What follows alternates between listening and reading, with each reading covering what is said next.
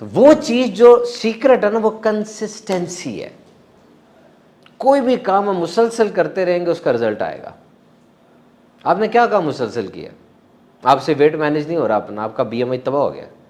What is the secret to manage your weight? Consistency. मुझसे एक बंदे ने आके पूछा, जी मैं मोटा हो रहा हूँ, मैं क्या करूँ, कोई तरीका बताएं। अच्छा, जो मोटे हो रहे थे ना, मुझसे पूछते हैं क्या खाएं कि पतले हो। ये नई वैरायटी है, मतलब ये समझ से बाहर है कि खा के तो मोटे हो रहे हैं। तो कहते हैं कुछ खाने के लिए चीज़ बताएं। खाने से तो छोटा है, वॉक करें। अब वॉक करने का इतना नहीं होता, याद रखिएगा, ये जो इंसान का जिस्म जब भारी हो जाए ना, तो वॉकिंग से उसके गोडे उड़ जाते हैं, क्योंकि जब वो चलता है तो उसके गोडों का वज़न पड़ता है, उसके पेट का वज़न पड़ता है गोडों पे, तो गोडे उड़ जाते हैं। तो अगर आप समझते हैं कि आप जिस्म आपका भारी है और आपने अब उसको कम करना है, तो उसके लिए वॉक ना करें, उसके लिए साइकिलिंग करें। क्योंकि साइकिलिंग में आप नोट करें, गोडों पे वज़न नहीं ना पड़ता, वो अपने तौर पे चढ़ रहे होते हैं ना, तो साइकिलिंग करें। Walking is very good. Walking is good for your hypertension. It will control your BP. It will control your diabetes. It will control your lungs. It will have a good impact on your mood. It will have a good impact on your muscles and bones. But remember, when it comes to weight loss, walking is the least prescribed thing or activity. अब रात को जाके 1200 calories खाते हैं अपने दोस्तों के साथ, क्या ख्याल है? दुम्बा कढ़ाई देसी मक्खन डाल के। अब 1200 कैलोरीज आप क्या कितनी देर में उड़ाएंगे, मुझे बताएं, कितना चल लेंगे आप? 4 एक्सरसाइजेज हैं जो कि एक्सरसाइज की फील्ड में कैलोरीज को बर्न करने में बड़ी अच्छी। एक तो रोप जंपिंग है, ये अच्छी है। दूसरी साइकिलिंग है, तीसरी स्विमिंग है, और सबसे अच्छी रनिंग है। अब कितनी देर की रनिंग आपकी कैलोरीज को बर्न करेंगी, ये 3 बातों पर डिपेंड करती है। Number 1, how you run, brisk running, how intense you run, and number 3, what is your weight now. जैसे जो टेबल मेरे पास है उसके मुताबिक अगर आपका वजन 86 किलोग्राम है और आप 1 घंटे की बड़ी ज़्यादा वॉक करते हैं, तो आप तकरीबन 600-700 कैलोरीज बर्न करेंगे। 1 घंटे कौन चलता, मुझे बताएं, नहीं चला जाता। तो when it comes to weight, diet management is very necessary. अपनी ना फिटनेस का ख्याल रखें, मैं सही आपसे कह रहा हूँ, सबसे कोर एरिया ऑफ लाइफ यही है। नहीं अगर इसकी समझ में आती बात तो आए मेरे साथ इमरजेंसी चलते हैं, शिफा की इमरजेंसी जाना है, आईसीयू। जब आप उसका चक्कर लगाएंगे ना, आप कहेंगे यार जो जिंदगी में बातें मैंने इग्नोर की हुई है ना, वही तो जिंदगी है। आप परेशान हो जाएंगे कि यार ये क्या है, जो बातें मैंने ज़िंदगी में इग्नोर की हैं वही तो ज़िंदगी है। फिर आप एक लम्हे के लिए सोचेंगे कि यार जॉब भी चली जाए, अगर ज़िंदगी है तो जॉब आ जाएगी। अगर बिज़नेस भी चला जाए, ज़िंदगी अगर है तो बिज़नेस भी आ जाएगा।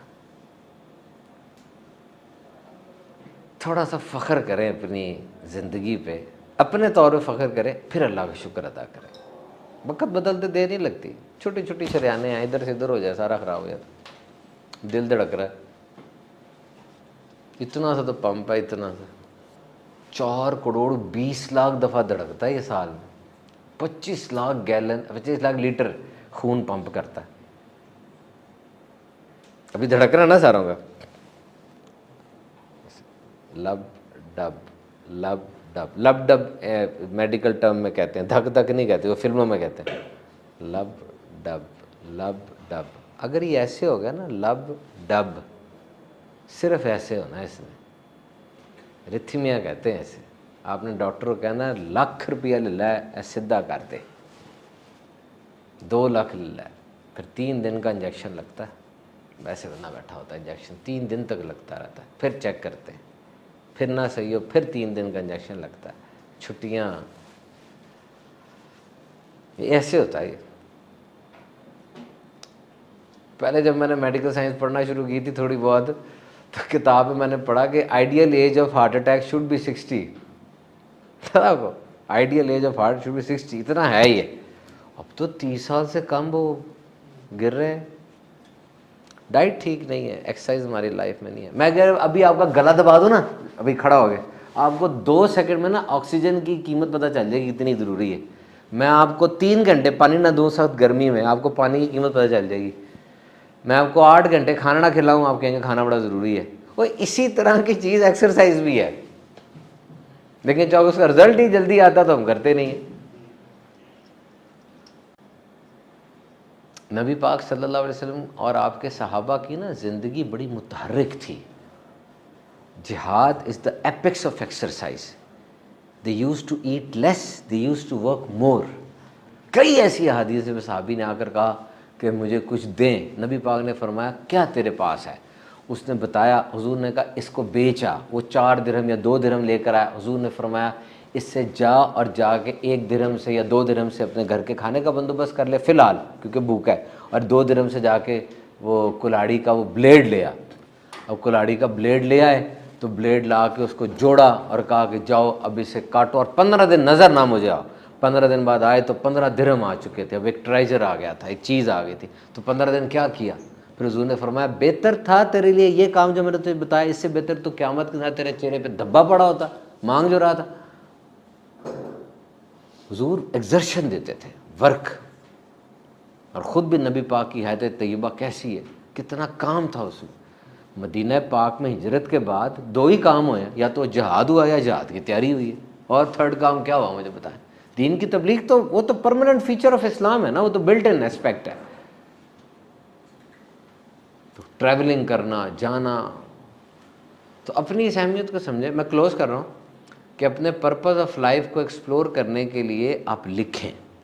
मैंने अपनी ज़िंदगी में लिखने से बेहतर कोई चीज़ नहीं पाई। आपको कोई परेशानी है, आप लिखें। रात हो गई है, टेंशन ज़्यादा बढ़ती चली जा रही हैं, एक ऐसी आ गई है जो कि रूट कॉज बन के पूरा दरख्त टेंशन का खड़ी कर रही है, लिखें। आप जब लिखेंगे ना, पढ़े लिखे लोग हैं, आपकी लिखाई आपको सोल्यूशन देगी। एक साइकोलॉजिस्ट का कहना था क्या प्रॉब्लम है, रुक जाओ लिख के लाओ। उसने कहा क्यों? कहा जब तुम लिख लोगे ना आधी हल हो जाएगी। जाओ आज ये करके देखो, लिख लो जो कुछ भी है ना दिल में, लिख लो उसको। याद है बच्चों ने डायरी लिखने का रिवाज होता था। हमारी एज शायद अभी ये है बचपन में ना बड़े बूढ़े डायरी लिखते थे, यार रोज़ मैं डायरी लिखूं। Why? This is very important, cool and calm रहता है। मतलब लिख लें, आपको इसका बहुत ज़्यादा फ़ायदा होगा। दावत इस्लामी का ये शोबा FGRF ये माशाल्लाह हमारा बहुत ज़्यादा काम कर रहा है। और दावत इस्लामी के बहुत से शोबा जाता है। जिस ऑफिस में हम हैं, ये दावत इस्लामी का शोबा है Faizan global relief foundation. Health care इसमें हम देते हैं, फूड एंड राशंस है, एजुकेशन है, प्लांटेशन है, डिज़ास्टर मैनेजमेंट है और रिहेबिलिटेशन के इसमें काम होते हैं। आप भी दावत इस्लामी के माहौल से वाबस्ता रहिए। इंशाल्लाह हम कोशिश करेंगे इस जगह पर रेगुलर कुछ ना कुछ सेशंस आपके होते रहें। पर्सनालिटी डेवलपमेंट होती है, सीखता है इंसान, समझता है। फिर एक क्लासरूम सिटिंग के अंदर कोई अगर बोल रहा हो ना तो उसका ज़्यादा इम्पैक्ट होता है, क्योंकि ऑटोमेटिकली इंसान अडेप्ट कर जाता है कि मैं जो कुछ भी हूँ या मैं स्टूडेंट हूँ। और स्टूडेंट रहिएगा, प्लीज़ स्टूडेंट रहिएगा। स्टूडेंट होने से इनकार कभी ना कीजिएगा। छोटा सा बच्चा भी आया ना, उससे भी कुछ ले लें। कल मैं एक मॉल पे था फैमिली के साथ, तो एक बच्चा आया, वो सऊदी अरब से आया था। तो मैंने कहा क्या कर रहे हो? कहता जी ऑनलाइन मैं कुरान हिफ्ज़ कर रहा हूँ। कहाँ तक पहुँच गए हो? 11 पारे तक। साथ तो कैम्ब्रिज में O लेवल्स भी कर रहा था और उसमें भी A's ले रहा था। ये मेरी ज़िंदगी का पहला बच्चा है जो कि हिफ्ज़ भी अच्छा कर रहा हो और रेगुलर स्टडीज़ में भी हो, क्योंकि मेरी अपनी आइडियोलॉजी यही है कि हिफ्ज़ वाला हिफ्ज़ ही करे। कुरान पाक पढ़ना आसान नहीं है, वो पढ़ लेता रहे, जल्दी ख़त्म करके फिर रेगुलर स्टडीज़ में है। But he was doing both and he was doing good. मैंने उससे कहा कि तुम मेरे लिए एक इंस्पिरेशन हो। तो अगर आप स्टूडेंट बनने के लिए तैयार हो जाए ना, अगर आप स्टूडेंट बनने के लिए तैयार हो जाए, टीचर नमूदार हो जाता है। आप तैयार हो।